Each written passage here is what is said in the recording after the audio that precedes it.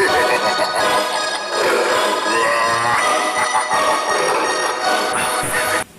hello students, how are you? I hope all of you are doing great. यहाँ पर देखो मौसम बहुत बिगड़ गया और बारिश हो रही है, लेकिन हम लोग अपनी पढ़ाई जारी रखेंगे। और आज हम देखने वाले हैं नरेशन हम देख चुके थे, हमने कुछ देखा था सन अपॉन 123 और हमने कुछ और भी रूल्स देखे थे। आई होप आपने पूरा वीडियो पहले वाला देखा था। अगर आपने नहीं देखा था तो प्लीज़ जाकर मेरे चैनल पर देखिए और सब्सक्राइब कीजिए अगर आप नए हैं तो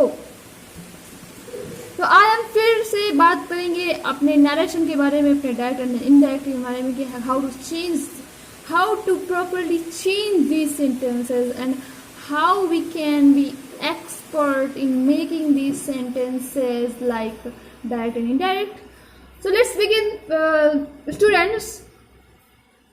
और जैसे कि आप जानते हैं मेरा नाम निधि। आज 5 सितंबर है जो कि टीचर्स डे का दिन है और आज बीएड का रिजल्ट आने वाला है, यूपी बीएड जेईई का रिजल्ट आने वाला है जो कि शाम को 5 बजे जारी होगा। So let's begin. तो यहाँ पर मैंने देखो कर रखा है कि ये देखो छोटा है, ये बड़ा हो गया, यहाँ पर खुश हो गया, यहाँ पर थोड़ा सा खुश था, यहाँ पर ज़्यादा खुश हो गया।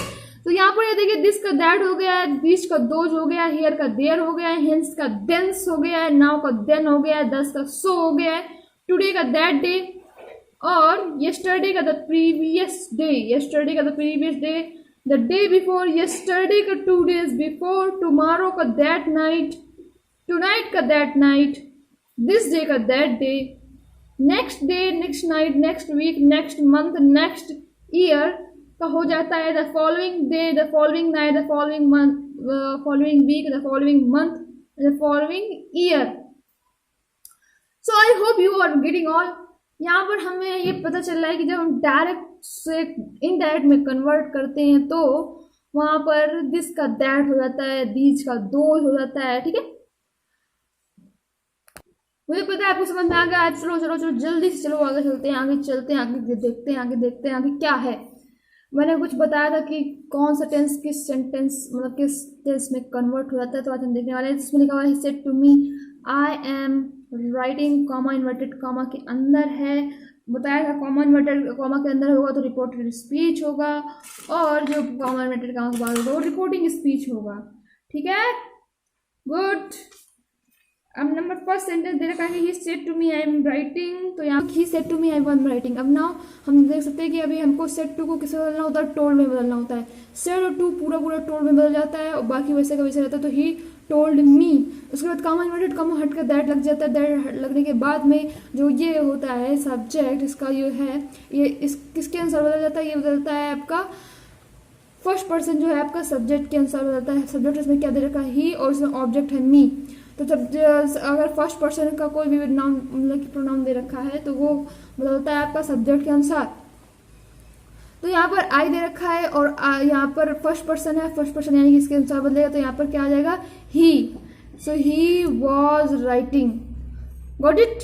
ओके, नेक्स्ट सेंटेंस में आपको और ज़्यादा समझ में आएगा। इसमें क्या है कि ही सेड। अब इसमें टू मी या टू हिम या टू मोहन या टू सरिता या टू दिया कुछ भी बोल सकता था, लेकिन उसने नहीं दिया है, इसने सिर्फ दिया है ही सेड। उसने कहा यू हैव पास एग्जामिनेशन, तुमने अपना एग्जाम पास कर लिया है। तो ये किसी से कह रहा है ही, मतलब वो व्यक्ति किसी से कह रहा है तो किसी से वो कह सकता है he said to me, he said to him, he said to Rita, he said to Sita, कुछ भी हो सकता है। तो आप यहाँ पर अगर टू मी से लेते हैं, मान लीजिए आपने टू मी ले लिया तो यहाँ पर हो जाएगा he told me, comma inverted comma हट के दैट लग जाएगा तो ही टोल्ड मी दैट। अब यहाँ पर यू है और आपने सन में देखा था कि जो सेकंड पर्सन होते हैं वो ऑब्जेक्ट के अनुसार चेंज होते हैं। तो यहाँ पर यू जो आपका वो ऑब्जेक्ट के अनुसार चेंज होगा। यहाँ पर सब्जेक्ट ये ऑब्जेक्ट ये है तो यू आपका ऑब्जेक्ट के अनुसार चेंज होगा तो दैट लग जाएगा। दैट के बाद में मी का फर्स्ट पर्सन मतलब कि लिखेंगे I had passed the examination. ठीक है, अब हमारे वार्निंग सेक्शन की शुरुआत होती है। वार्निंग का मतलब चेतावनी का मतलब यहाँ से आपको कुछ स्पेशल ध्यान देना, कुछ स्पेशल अटेंशन देना, क्योंकि these are the very important things. which will make so much difference in your examination and in your result. छोटी छोटी चीज़ें ही आपके रिजल्ट में आपके नंबर ज़्यादा लाएंगे, आपको ज़्यादा नंबर दिलाएंगे। Got it? सो पहला सेंटेंस दे रखा है कि he said to me we are mortal, तो ही सेड टू मी को हम बदल देंगे, देखिए पास्ट में है पास्ट में, तो पास्ट में का मतलब है कि हम इसको बदल देंगे ही टोल्ड मी। एक और रूल होता है, अगर यहाँ पे लिखा होता है ही सेज टू मी, तो ये सेज है, सेज यानी कि प्रेजेंट में, इसलिए इसको बढ़ाते he tells me, he tells me, हम बनाते ही टेल्स मी और आगे वाले सेंटेंस में कोई भी चेंजमेंट नहीं होता अगर यहाँ पर सेज लिखा होता। Got it? अगर यहाँ पर सेज लिखा होता तो हमारे सेंटेंस में कोई भी आगे चेंज नहीं होता, सिर्फ दैट लगाकर हम वही सेंटेंस उतार देते पूरा का पूरा। लेकिन यहाँ पर पास्ट में लिखा हुआ है सेड टू, तो यहाँ पर टोल्ड लग जाएगा told me that we are mortal. अब आपके दिमाग में क्वेश्चन आ रहा होगा कि मैंने कहा कि अगर सेज लगा होता तो हम उसको टेस्ट में लगा करके पूरा सेंटेंस वैसे उतार देते, लेकिन यहाँ पर सेड लगा हुआ तो फिर भी मैंने यहाँ पर पूरा का पूरा उतार दिया है। क्यों? क्योंकि यहाँ पर वी लिखा हुआ है और वी के बाद में आर लिखा हुआ, आर के बाद में लिखा हुआ है मॉर्टल, तो हम सभी क्या है? मॉर्टल हैं। तो ये एक सही कथन है, मतलब कि यूनिवर्सल फैक्ट है कि हम सभी मॉर्टल हैं, यानी कि मर जाते हैं, यानी कि अमर नहीं हैं।